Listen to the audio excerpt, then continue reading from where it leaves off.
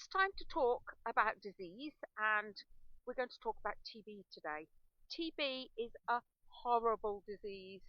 I know a farm that had it, and they lost literally hundreds of alpacas, a big farm.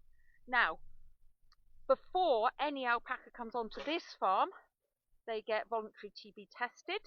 They also spend a month in quarantine. We do an annual voluntary TB test, blood test, every year. For export, we have to do a skin test and a blood test. There is no mandatory testing in alpacas unless you're traced from a farm that has TB or as a contiguous testing, so say a neighbouring farm has TB.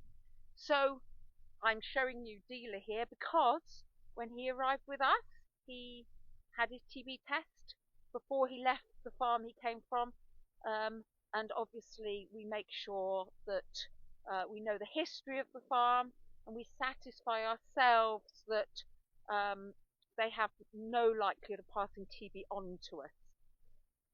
Dreadful disease, it's compulsory culling if identified, it's notifiable disease, and although compensation is paid, that really doesn't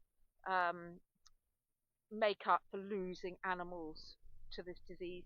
It's in the wildlife population, it's also in cattle.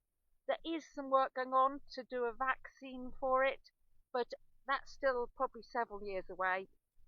So, vigilance, prevention, making sure it can't come in with wildlife are all important.